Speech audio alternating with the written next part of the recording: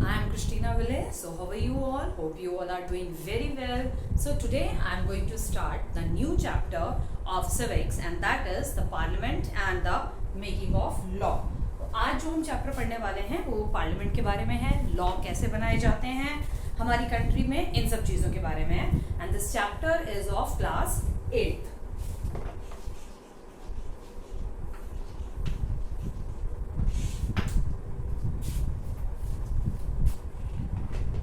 सो class 8 का हम chapter पढ़ेंगे आज, दैट इज पार्लियामेंट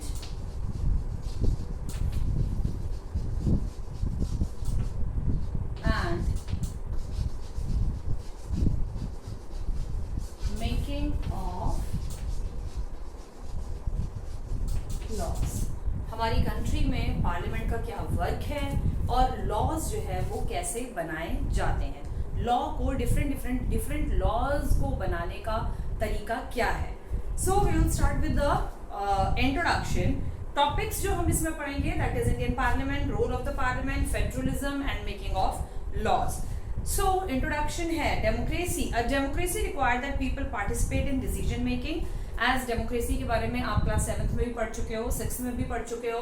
डिक्टेटरशिप के बारे में, डेमोक्रेसी एंड मोनार्की, तीनों गवर्नमेंट के बारे में आप थोड़ा पढ़ चुके हो क्लास 6 और 7th में. तो I don't think so you have any kind of confusion और any kind of a problem in that what is democracy. Democracy आपको पता ही है, पीपल्स का पूरा पार्टिसिपेशन रहता है गवर्नमेंट को बनाने में.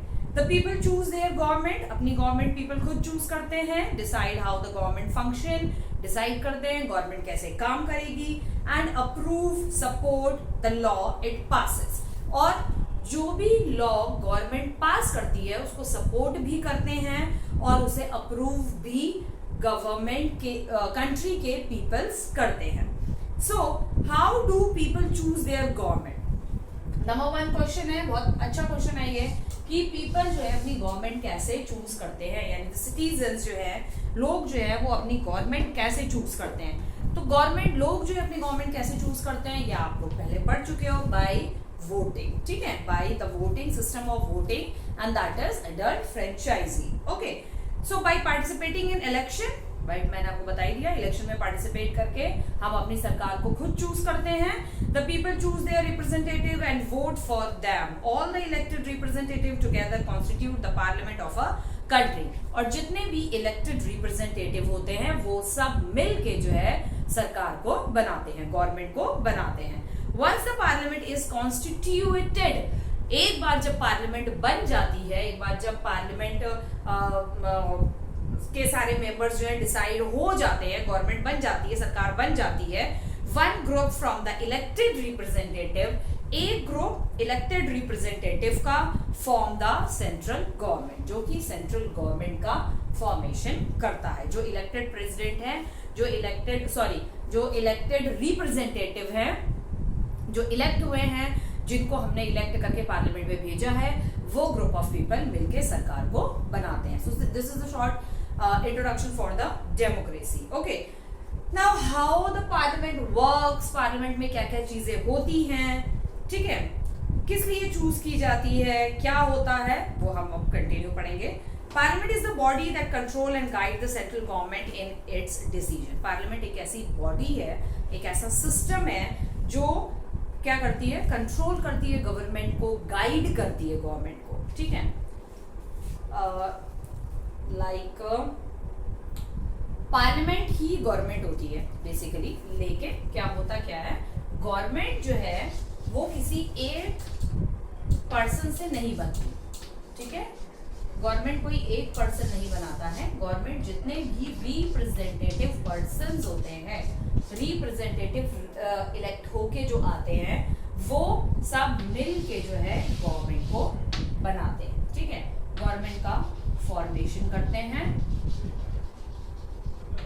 और इस गवर्नमेंट के फॉर्मेशन को, जब ये गवर्नमेंट पूरी फॉर्म हो जाती है तो उसके तहत एक पार्लियामेंट बनाई जाती है. ठीक है, इन सबको लेके एक पार्लियामेंट का निर्माण किया जाता है. ठीक है, उस पार्लियामेंट के अंदर सभी रिप्रेजेंटेटिव पर्सन्स जो इलेक्ट हुए हैं पर्सन, प्राइम मिनिस्टर जो बना है, प्रेसिडेंट जो भी बना है, ठीक है, और बाकी जो ऑपोजिशन पार्टी होती है, दूसरी पार्टी के जो मेंबर्स होते हैं, दूसरी पार्टी के जो मिनिस्टर्स होते हैं, वो भी इस पार्लियामेंट में होते हैं और वो सब लोग मिलके गवर्नमेंट अगर कोई भी डिसीजंस लेती है उस डिसीजन के अगेंस्ट में या फेवर में अपने जो विचार है वो पार्लियामेंट में व्यक्त कर सकते हैं, अपने विचार जो है पार्लियामेंट में बता सकते हैं।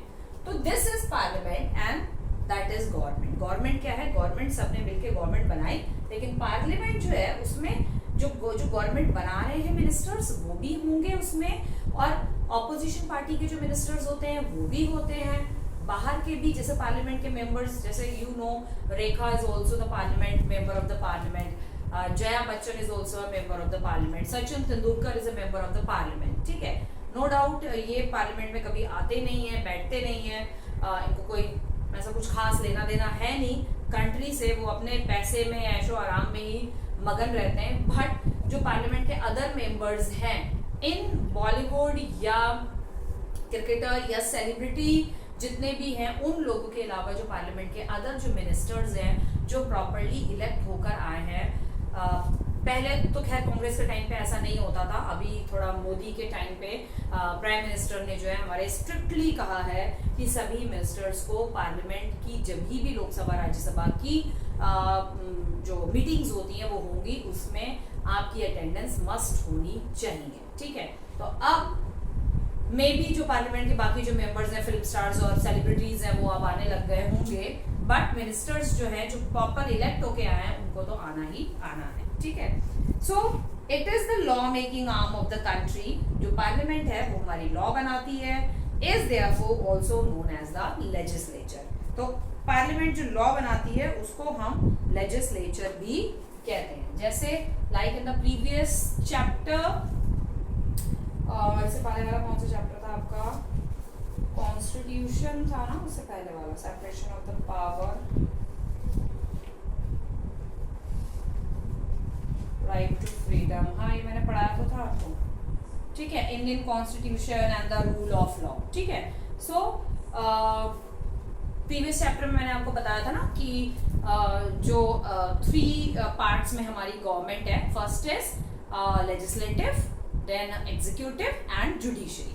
तो यही वो लेजिस्लेटिव है, लेजिस्लेचर भी कहते हैं, member of the legislative assembly, ठीक है। तो लेजिस्लेटिव जो गवर्नमेंट है वो जो है लॉ वगैरह को बनाती है, एग्जीक्यूटिव उसे एग्जीक्यूट करती है, जुडिशरी अगर कोई लॉ का बनाए हुए लॉ का वायलेशन करता है तो जुडिशरी उसको पनिश करती है, ठीक है। So as the member of the parliament are elected by the people, जो मेंबर्स पार्लियामेंट में इलेक्ट होके गए हैं, जो बाय द पीपल लोगों के द्वारा जो रिप्रेजेंटेटिव इलेक्ट होके पार्लियामेंट में गए हैं, they are answerable to the people.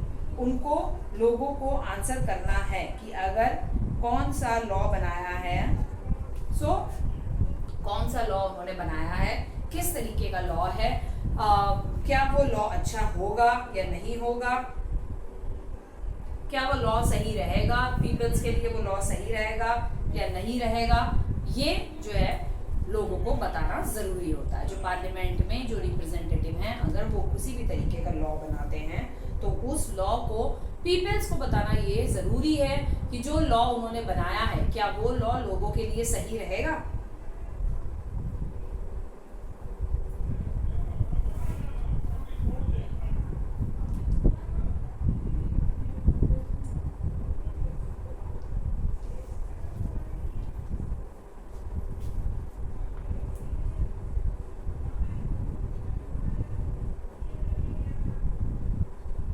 Okay, sorry, I was thinking something else. Anyways, so answerable to the people, ये लोग जो है लोगों को answerable रहेंगे लोग, क्योंकि हमारी डेमोक्रेटिक कंट्री है, तो हम डेमोक्रेटिक कंट्री में रहते हुए हम मिनिस्टर्स से यानी मीन्स टू से डायरेक्टली गवर्नमेंट से वी कैन आस्क कि अगर आपने ये जो लॉ बनाया है क्यों बनाया है, किस लिए बनाया है, क्या ये लोगों के लिए फायदेमंद रहेगा या नहीं रहेगा। ठीक है, सो they represent the right and demand of people who voted for them. They represent the rights and demand of the people. जो पार्लियामेंट में चूज होके जो रिप्रेजेंटेटिव गए हैं वो हम लोगों के राइट्स और डिमांड्स के वजह से है, मतलब हम हमारी जो राइट्स हैं और हमारी डिमांड्स को उनको देखना है। जो रिप्रेजेंटेटिव पार्लियामेंट में गए हैं उनको हमारे राइट्स के बारे में सोचना है, उनको हमारी जो डिमांड्स है उनके बारे में उनको सोचना है। Of the people who voted for them, जिन्होंने उनको वोट किया है तो उनको उन लोगों के बारे में भी सोचना जरूरी है। So in this sense it is ultimately the people who choose and control the government in a democracy. So ultimately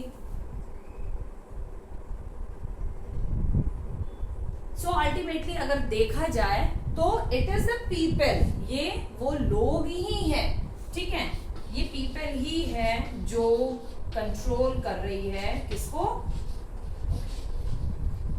जो गवर्नमेंट को कंट्रोल करती है और जो गवर्नमेंट को चला रही है। ठीक है, रन करा रही है, गवर्नमेंट रन करा रही है, ये एक्चुअली में पीपल्स ही हैं, लोग ही हैं जो इनडायरेक्टली वे में हम कह सकते हैं। नो डाउट गवर्नमेंट रूल कर रही है, रूल नहीं कर रही है, सॉरी, गवर्नमेंट जो है कंट्री को रन करा रही है, कंट्री को चला रही है, लेकिन वो गवर्नमेंट लोगों की चीजों को देखते हुए, लोगों के बारे में सोचते हुए जो है सारी चीजों पर वर्क करती है। लोगों की डिमांड्स, लोगों के राइट्स, लोगों के लिए क्या अच्छा है, क्योंकि डेमोक्रेटिक कंट्री है।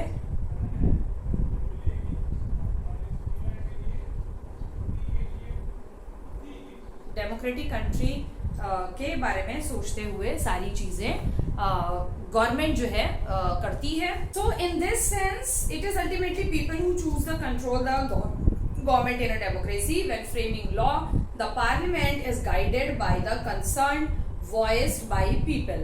जब भी गवर्नमेंट जो है या पार्लियामेंट में गवर्नमेंट जब कोई भी लॉ बनाती है तो वो लॉ को गाइड कौन करता है, अल्टीमेटली पीपल्स ही गाइड करते हैं, क्योंकि वो जो भी लॉज बनते हैं वो लोगों की डिमांड्स, लोगों की राइट्स, लोगों के बारे में सोच के ही लॉ वगैरह बनाए जाते हैं। बट समटाइम्स ये चीजें थोड़ी सी गलत हो जाती है, कभी कभी गवर्नमेंट जो है इस तरीके के लॉज बना देती है जो कि लोगों के हित में नहीं होते हैं। ठीक है, so when in this chapter we will learn about the role of the parliament in India. Parliament के रोल के बारे में हम पढ़ेंगे इस चैप्टर में, how it makes the law कैसे बनते हैं, and the role of the central government, central government का क्या रोल है in making sure they are implemented. तो सेंट्रल गवर्नमेंट ये श्योर करती है कि जो भी लॉ बनाए गए हैं वो इम्प्लीमेंट हो, यानी कि वो लागू हो, वो लोग फॉलो कर रहे हैं नहीं कर रहे हैं, सेंट्रल गवर्नमेंट इस बात को इंश्योर करती है। ठीक है, इसलिए ये लिखा हुआ है to making sure they are implemented और not. So why did India choose a parliamentary form of government? India ने पार्लियामेंट्री फॉर्म, इंडिया में जो है हमारी parliamentary form of a government है, मीन्स पार्लियामेंट जो है वो मेन होल सोल इंचार्ज रहते हैं होल ऑफ द कंट्री के। ठीक है, साथ साथ गवर्नमेंट जो है वो देखती है पार्लियामेंट ने जो लॉ बनाए हैं वो ठीक से फॉलो हो रहे हैं या नहीं हो रहे हैं फॉलो। ठीक है, और तो इसी तरीके से और भी बहुत सारी कंट्रीज हैं जिसमें अलग अलग टाइप की गवर्नमेंट्स हैं। लाइक किसी कंट्री में फेडरल सिस्टम ऑफ गवर्नमेंट है, हमारी कंट्री में फेडरल भी है, पार्लियामेंट्री सिस्टम ऑफ गवर्नमेंट भी है। कुछ कंट्रीज हैं जहां पर presidential form of a government है। तो आप मुझे कमेंट बॉक्स में लिख के बताएंगे कि presidential form of a government world में किन कंट्रीज में है। ठीक है, जहां पर प्रेसिडेंट रूल जो है वो हाईएस्ट माना जाता है। सो अब आगे हम इसके आगे चैप्टर पढ़ते हैं, बट चैप्टर पढ़ने से पहले वीडियो को पूरा देखिएगा जरूर, and please subscribe the channel if you didn't, so that आपको चैप्टर्स की अपडेट्स जो है आगे मिलती रहे। And like, comment and share कि आपको किस तरीके का लगा वीडियो, आपको चैप्टर समझ में आया या नहीं आया, इसके बारे में आप मुझे अपडेट्स देते रहे। Okay, so parliamentary form of government की जरूरत इंडिया में क्यों पड़ी या इंडिया ने क्यों चूज किया? Our leader deliberately choose to have a parliamentary system due to several reasons. हमारे जो लीडर्स थे उन्होंने deliberately यानी कि उन्होंने जान के जो है पार्लियामेंट्री फॉर्म ऑफ गवर्नमेंट को चूज किया। क्यों किया? Because they approved of and were influenced by the British parliamentary system. इसलिए क्योंकि ऑब्वियसली हमारी कंट्री में ब्रिटिशर्स का रूल ऑफ था काफी सालों तक, और ब्रिटिशर्स का जो गवर्नमेंट का सिस्टम था वो था पार्लियामेंट्री सिस्टम ऑफ गवर्नमेंट था। तो मैं वैसे आपको बता देती हूँ, बहुत सारे सोशल स्टडी जो इस तरीके के टीचर्स हैं, बहुत सारे सोशल्स के टीचर्स हैं, वो नहीं शायद पढ़ाते हैं बट या बताते नहीं है, या maybe they don't know about it. But हमारी कंट्री में it is to be said हमारा कॉन्स्टिट्यूशन 2 years लग गए, 2 years और 2 years 11 months and 18 days sorry, जो बनने में लगभग 3 years लग गए। बट जितना मैक्सिमम जो भी हम कॉन्स्टिट्यूशन आज जो हम फॉलो करते हैं, अब तो खैर बहुत जाके, अब तो 75 years हो चुके हैं हमारे इंडिपेंडेंस के। अब बहुत सारे चेंजेस हमारे कॉन्स्टिट्यूशन में अब जाकर होते आए हैं। कभी किसी मतलब सिचुएशन को देखते हुए, कंट्री की सिचुएशन ऐसी है तो इस रूल को चेंज किया, कंट्री की सिचुएशन ऐसी है तो ये लॉ को चेंज किया, कंट्री की सिचुएशन ऐसी है तो इसको चेंज किया।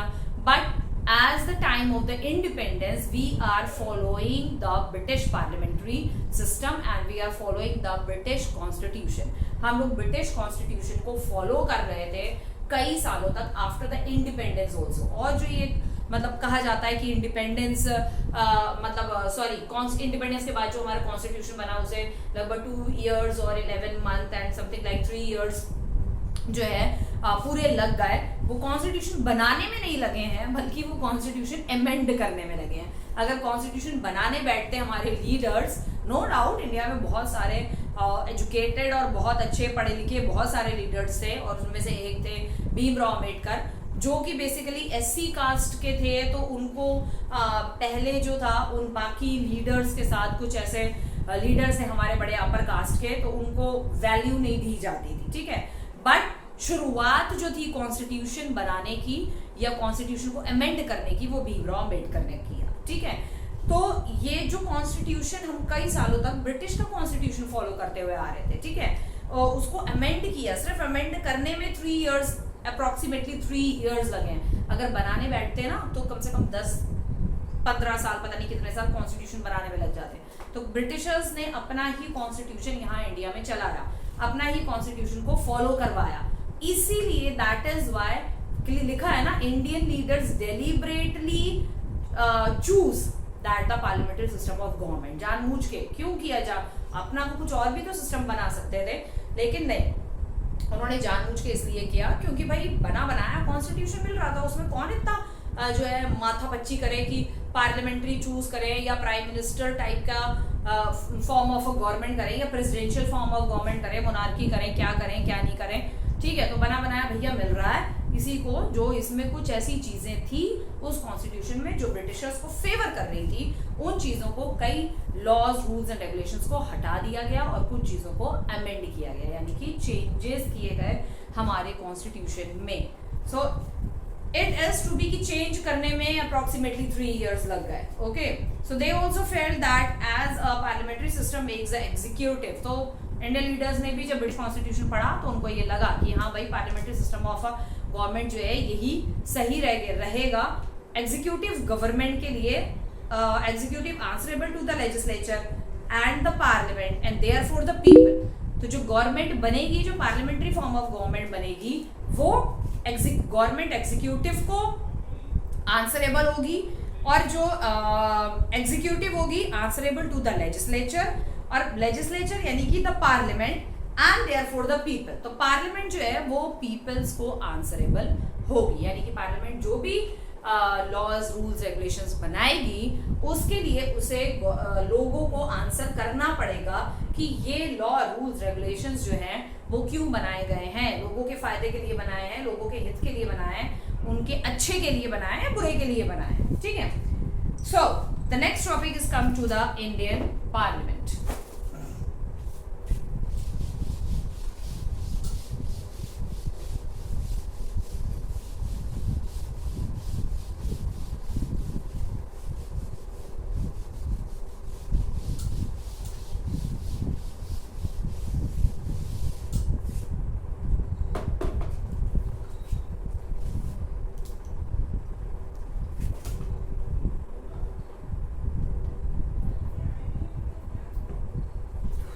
ओके, तो नेक्स्ट टॉपिक जो है हमारा start in this the same chapter, that is Indian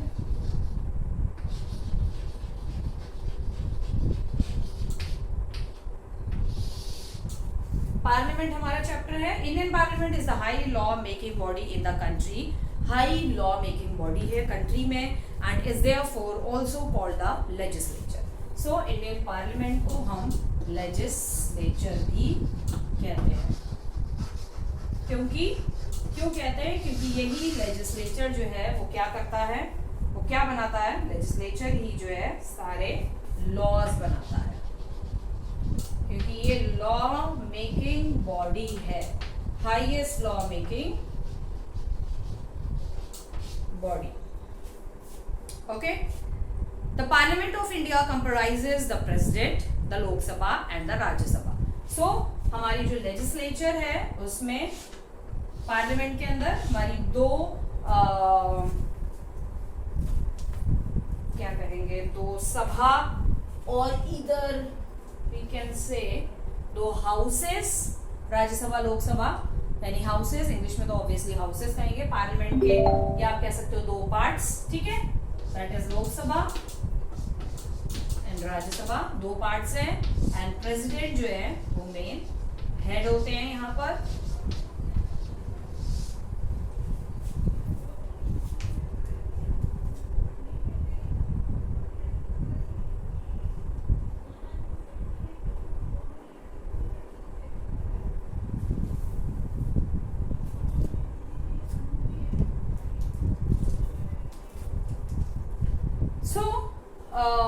Lok Sabha Rajya Sabha है, and election to the parliament held in the same way as those for the state legislature.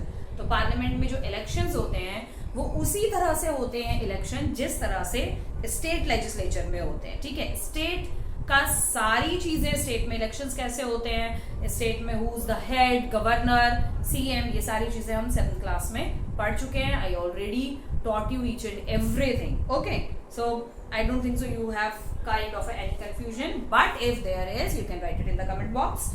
Okay, so today the parliament represent a diverse section of the population. So parliament में जो भी members representative होते हैं वो ज्यादा से ज्यादा हमारी इंडिया की population को represent करके वो representative parliament में आते हैं। It has many ruler and the regional members, बहुत सारे रूलर मेंबर्स भी होते हैं, यानी गांव के रिप्रेजेंटेटिव होते हैं, गांव में होते हैं ना आपके नेता वेता जो होते हैं गांव के, गांव से भी जो है रिप्रेजेंटेटिव्स आते हैं, और आपके रीजनल मेंबर्स भी होते हैं, यानी कि सिटी से भी जो मंत्री होते हैं, नेता होते हैं, तो विलेज के उससे भी, विलेज से भी खड़े होते हैं, ठीक है, तो इसलिए यहाँ पर लिखा हुआ है। The past few years have also witnessed a growth in the number of MPs from Dalit. अभी कुछ ईयर्स में जो है, पहले मेंबर्स ऑफ द पार्लियामेंट में जो दलित सेक्शन होता था हमारी कंट्री में, कुछ पॉपुलेशन जो है वो दलित लोगों की भी है, ठीक है, दलित, और used to be called as SC, ठीक है, ST इसमें आते हैं, OBC, ठीक है, अदर बैकवर्ड क्लासेस, ठीक है, तो इसी में ही, इसी बैकवर्ड क्लासेस में, इसी SC ST में आपके आते थे भीमराव अंबेडकर, भी इसी में सेक्शन में आते थे। तो Bhimrao Ambedkar is also a Dalit family से थे वो, ठीक है, तो इसी वजह से, क्योंकि हमारे इंडिया में बिफोर इंडिपेंडेंस और इंडिपेंडेंस के कई सालों तक, इवन आज भी जो है डिस्क्रिमिनेशन स्टिल एग्जिस्ट। 6th में आपने पढ़ा होगा, discrimination still exist in India.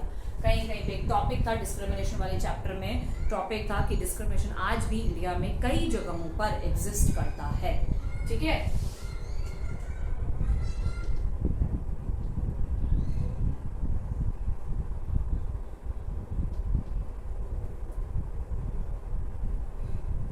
ठीक है, सो इसलिए जो है अब इस समय क्या हो रहा है, इस समय पार्लियामेंट में पहले जो थे दलित को ज़्यादा सीट्स नहीं थी, लाइक 1 और 2 सीट्स थी, लेकिन क्योंकि दलित में से ज़्यादातर मेंबर ऑफ पार्लियामेंट ज़्यादा नहीं बनते थे, आगे नहीं आते थे, क्योंकि डिस्क्रिमिनेशन की वजह से भी वो आगे नहीं आते थे। और उस टाइम पर आफ्टर द इंडिपेंडेंस के टाइम पर कई सालों तक जो है इतना ज़्यादा दलित या SC ST OBC वालों के लिए ज़्यादा कहते हैं ना, ज़्यादा एक्सपोजर नहीं था, पार्लियामेंट में ज़्यादा सीट्स नहीं थी, वो कुछ अपने डिस्क्रिमिनेशन की वजह से भी कुछ आगे नहीं आते थे, कुछ गवर्नमेंट की तरफ से भी ज़्यादा सीट्स नहीं थी, तो यू कैन से इनडायरेक्टली कि गवर्नमेंट की तरफ से उनको ओपन एक्सपोजर नहीं था, ठीक है, तो इसलिए वो पार्लियामेंट में नहीं ज़्यादा मेंबर्स नहीं होते थे।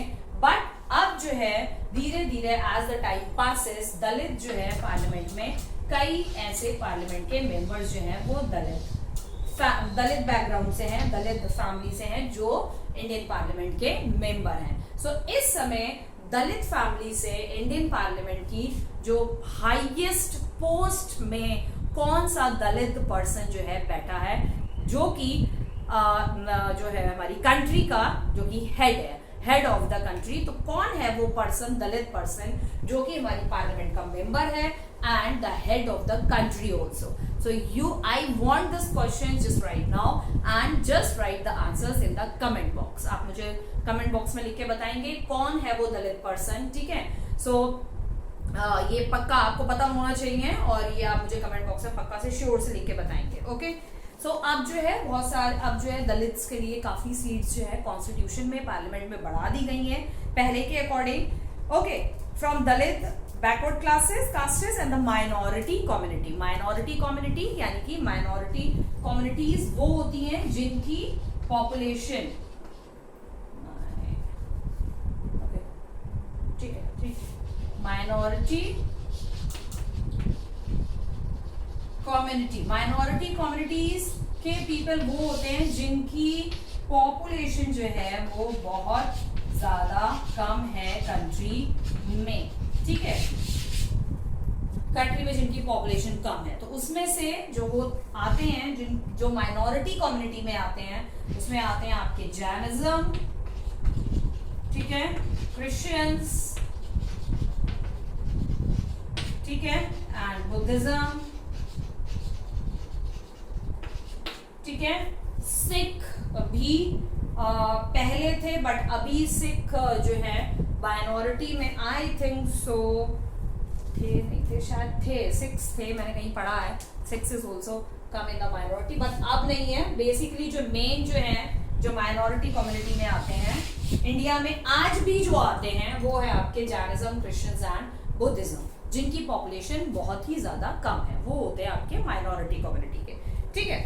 So, in order to ensure all sections of the society are represented in the parliament seats have also been reserved for the scheduled caste and scheduled tribes. तो कंट्री में जितनी भी सोसाइटी के अंदर, हमारी कंट्री के अंदर, हमारी सोसाइटी में जितने भी कैटेगरी के लोग हैं, उन कैटेगरी के लोगों के तरफ से एक रिप्रेजेंटेटिव पार्लियामेंट में होना चाहिए, इसीलिए शेड्यूल कास्ट और शेड्यूल ट्राइब्स के लिए जो है सीट्स जो है वो रिजर्व करी गई है। In an effort to increase women representation, women's को भी आगे लाने के लिए, क्योंकि वुमेन्स हमारे इंडिया में, वुमेन्स का एजुकेशन, बाहर आना जाना, जॉब करना, इन सब चीज़ों को लेके इंडिया बहुत ज़्यादा बैकवर्ड था। आज भी कई ऐसे फैमिलीज हैं, मुस्लिम फैमिलीज हैं, हिंदू फैमिलीज हैं, they don't allow to their girls और to their women to go outside the home or to go or send them to do the job.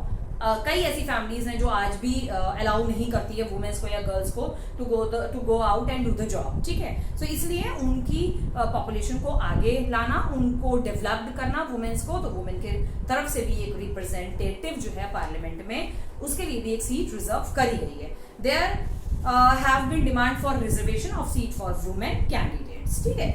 तो ये हो गया पार्लियामेंट की कुछ इंपॉर्टेंट चीजें। अब इसके बाद हम पढ़ेंगे पार्लियामेंट के दोनों हाउसेस के बारे में, लोकसभा एंड राज्यसभा के बारे में।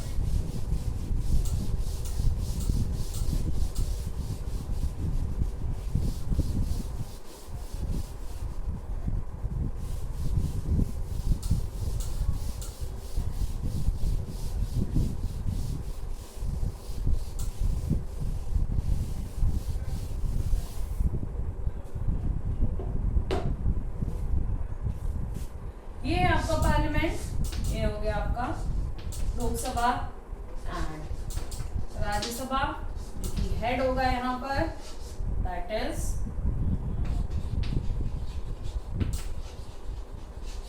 प्रेसिडेंट, हेड होते हैं पार्लियामेंट में, ठीक है। So now come to the first Lok Sabha. So Lok Sabha is the lower house that all of you know, lower house कहा जाता है लोकसभा को, ठीक है, of the parliament. It is responsible for initiating laws. Lok Sabha responsible रहता है लॉज वगैरह बनाने में, पार्लियामेंट में लॉ बनाता है। As member of this house are directly elect by the people. तो लोकसभा में जो मेंबर्स होते हैं,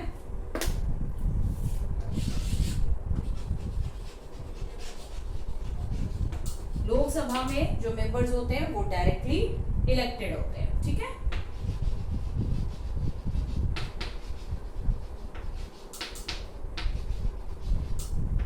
elected directly by the people, लोग डायरेक्टली इलेक्ट करके लोकसभा में मेंबर्स को भेजते हैं, और लोग राज्यसभा में जो मेंबर्स होते हैं वहां लोकसभा के मेंबर्स जो है राज्यसभा में रिप्रेजेंटेटिव्स को इलेक्ट करके भेजते हैं। राज्यसभा के member directly not elected by the people, directly people इनको इलेक्ट नहीं करते हैं। Okay, it is also known as the house of the people. A minimum of 552 यानी 552 members, 530 from states and 20 from the union territory. तो लोकसभा में जो members होते हैं 552 मेंबर्स होते हैं, ठीक है, जिसमें से 530 होते हैं आपके स्टेट में से, स्टेट्स यानी कि जो हमारे स्टेट्स हैं, एंड 20 होते हैं हमारे यूनियन टेरिटरी से, यानी कि यूटी यूनियन टेरिटरी से। Can be elected of the Lok Sabha at time. Seats are allotted in the Lok Sabha to each state depending on its population. जिस स्टेट की पॉपुलेशन जितनी होती है उसके हिसाब से उस स्टेट के रिप्रेजेंटेटिव्स को इलेक्शन में खड़े होने के लिए टिकट्स दिया जाता है। अगर किसी, फॉर एग्जांपल, अगर किसी स्टेट की पॉपुलेशन ज़्यादा होती है और वहाँ से उस स्टेट से 10 रिप्रेजेंटेटिव खड़े हो सकते हैं इलेक्शन की। लाइक महाराष्ट्र है, बड़ा स्टेट है, ठीक है, तो मध्य प्रदेश है, बड़ा स्टेट है, उत्तर प्रदेश बड़ा स्टेट है, तो कुछ ये क्राइटेरिया होता है पार्लियामेंट का कि पॉपुलेशन के अकॉर्डिंग जो है वहाँ पर लोगों को रिप्रेजेंटेटिव के लिए इलेक्शन में खड़े होने के लिए टिकट्स या सीट्स जो हैं दी जाती हैं। जब पॉपुलेशन ज़्यादा पॉपुलेशन वाला स्टेट होगा तो वहाँ पे ज़्यादा रिप्रेजेंटेटिव्स होंगे। अब अगर मान लीजिए फॉर एग्जांपल, जैसे मैंने अभी बताया आपको, महाराष्ट्र में पॉपुलेशन ज़्यादा है तो 10 या 15 रिप्रेजेंटेटिव खड़े हो सकते हैं। सिक्किम में पॉपुलेशन कम है तो वहाँ पर 15 रिप्रेजेंटेटिव खड़े होने की ज़रूरत ही नहीं है, तो वहाँ पर 5, 6, 7 इतने खड़े हो सकते हैं। इस हिसाब से डिस्ट्रीब्यूट किया जाता है, ठीक है। President can also nominate 2 members from the Anglo Indian community. President का भी ये हक होता है कि प्रेसिडेंट जो है वो 2 एंग्लो इंडियन कम्युनिटी के मेंबर्स को चूज करके पार्लियामेंट में मेंबर बना सकता है। Now what is Anglo Indian community? Anglo Indian community क्या होता है? एंग्लो इंडियन कम्युनिटी वो होती है जो ब्रिटिशर्स जो थे, जो यहाँ पर इंडिया में जो सेटल्ड हो गए थे आफ्टर इंडिया गॉट इंडिपेंडेंस के बाद, जो ब्रिटिशर्स यहाँ से गए ही नहीं कभी, ठीक है, तो वो ब्रिटिशर्स यहीं सेटल हो गए, यहीं पे इंडियन वुमेन से उन्होंने मैरिज वगैरह कर ली, उनकी फैमिली यहीं पे सेटल्ड है, या कोई ब्रिटिश वुमेन है उसने इंडियन मैन से अगर मैरिज वगैरह कर लिया, वो यहीं सेटल्ड है, तो उनकी फैमिली में के जो बच्चे होंगे वो एंग्लो इंडियन फैमिली कहलाती है, ठीक है। Okay, so if it feel the community is not represented adequately in the house, Anglo Indian community if he feels, अगर प्रेसिडेंट फील करते हैं कि हाँ होने चाहिए तो वो इलेक्ट करेंगे। Feel the community is not represented adequately in the house, यानी कि अगर दोनों में से किसी हाउस में एंग्लो इंडियन फैमिली का कोई मेंबर नहीं है तो प्रेसिडेंट जो है अपनी तरफ से लोकसभा में कोई भी 2 मेंबर्स जो है एंग्लो इंडियन फैमिली के भेज सकते हैं, इलेक्ट करके उन्हें चूज करके भेज सकते हैं। Okay, so the 15th Lok Sabha has 545 member. जो 15th लोकसभा हुई थी आफ्टर द इंडिपेंडेंस इंडिया की, उस टाइम पर 545 मेंबर्स थे, 543 इलेक्टेड थे और 2 nominated by the president. So election to the Lok Sabha are usually held every 5 year. Elections आपको पता है नॉर्मली लोकसभा में जो है आपके 5 ईयर्स के बाद इलेक्शंस होते हैं, क्योंकि यहाँ पर जो मेंबर्स होते हैं वो डायरेक्टली इलेक्टेड होते हैं bye the people of the country, ठीक है। तो 5 ईयर के बाद इलेक्शन होते हैं, these are known as the general election, इन्हें जनरल इलेक्शन कहा जाता है। For the purpose of election the country is divided into number of the small areas called constituencies. ये मैं 7th में भी बता चुकी हूँ, 6th में भी बता चुकी हूँ, शॉर्ट में अभी बता देती हूँ फिर से मैं। तो स्टेट को जो है जब इलेक्शन होते हैं तो स्टेट को बहुत सारी स्मॉल कॉन्स्टिट्यूएंसी में डिवाइड किया जाता है, ठीक है। और हर कॉन्स्टिट्यूएंसी से एक रिप्रेजेंटेटिव मेंबर इलेक्शन में खड़ा होता है। Each constituency elect one political representative. In order to become a member of the house, a person has to be the citizen of India. अगर आपको पार्लियामेंट का मेंबर बनना है तो उस पर्सन को इंडिया का सिटीजन होना चाहिए, 25 ईयर्स ऑफ उसकी एज होनी चाहिए। He should also be mentally, financially sound. वो मेंटली ठीक होना चाहिए, फाइनेंशियली भी, पैसों से भी वो अच्छा होना चाहिए, ठीक होना चाहिए, क्योंकि जब वो रिप्रेजेंटेटिव, जब वो पार्लियामेंट वो इलेक्शन के लिए जब वो खड़ा होगा तो अपने इलेक्शन की कैंपेनिंग करेगा, पैसे खर्च करेगा, यहाँ वहाँ जाएगा, पैम्पलेट्स छपवाएगा, अपने इलेक्शंस के अपने लिए रैली निकलवाएगा, तो वो पैसा सारा कौन खर्च करेगा? उसे खुद ही खर्च करना पड़ेगा। अगर उसके किसी बड़े बिजनेसमैन से, किसी से उसके अच्छे ताल्लुकात हैं तो वो बिजनेसमैन उसकी कैंपेनिंग में पैसा इन्वेस्ट करते हैं, उसकी जगह पर जो रिप्रेजेंटेटिव होता है जो इलेक्शन में खड़ा हुआ है वो उन बिजनेसमैन को या कोई सेलिब्रिटी को उसका फायदा देता है। ये फैक्ट है, ये हर कंट्री में होता है, not in India. This is to be called as corruption. यही एक करप्शन होता है। लाइक तो वो कोई जमीन दिलवा देगा, उस बिजनेसमैन को चाहिए होगी, उस पर सरकार का कोई लोचा चल रहा होगा, वो जमीन दिलवा देगा, कहीं फैक्ट्री दिलवा देगा, कहीं कुछ करवा देगा, like in that case, okay, जब वो जीत जाता है तो। ओके, सो फाइनेंशियली साउंड होना चाहिए अगर इलेक्शन में खड़ा होना है। All adult citizen can participated in the voting, और जो वोट करने वाले लोग होते हैं वो सारे ऑल एडल्ट सिटीजन होने चाहिए, which usually take place through a secret ballot. आपको बताइए इलेक्शन सीक्रेट बैलेट के थ्रू होता है, इलेक्ट्रॉनिक वोटिंग मशीन होती है, उसमें हम जाके प्रेस करते हैं। All elected representative are known as the member of parliament, जिसे हम एमपीज कहते हैं। तो पार्लियामेंट के यानी लोकसभा के जो मेंबर्स इलेक्ट होते हैं उन्हें हम कहते हैं एमपीज, यानी कि member of parliament. They usually belong to a different political party. वो अलग अलग political party से belong कर सकते हैं, that's not a big issue. One group of these elected MPs, अब इन MPs में से जो एक ग्रुप होगा form the government of the country। वो ग्रुप क्या होगा कि वो ग्रुप वो होगा जो जीतेगा। सारे मेंबर्स अलग अलग पार्टी से इलेक्ट होके पार्लियामेंट में पहुंचे, ठीक है।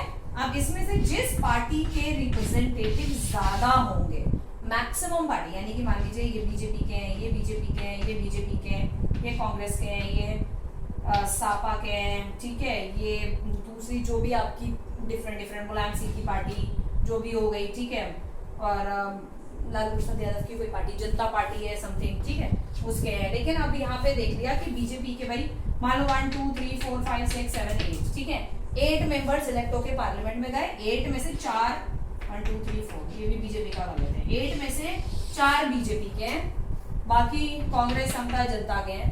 तो जो मैक्सिमम रिप्रेजेंटेटिव जिस पार्टी के जीतते हैं वो मिलके सरकार को बनाती है, गवर्नमेंट बनाती है। बीजेपी के नहीं जीते, कांग्रेस के जीत गए ज्यादा, बीजेपी के एक हुआ, तो कांग्रेस के जीते तो कांग्रेस बनाएगी, ज्यादातर रिप्रेजेंटेटिव जो जीत के आए हैं पार्लियामेंट में कांग्रेस बनाएगी, जनता पार्टी हो तो जनता पार्टी बनाएगी, एंड ऑल दैट, ओके।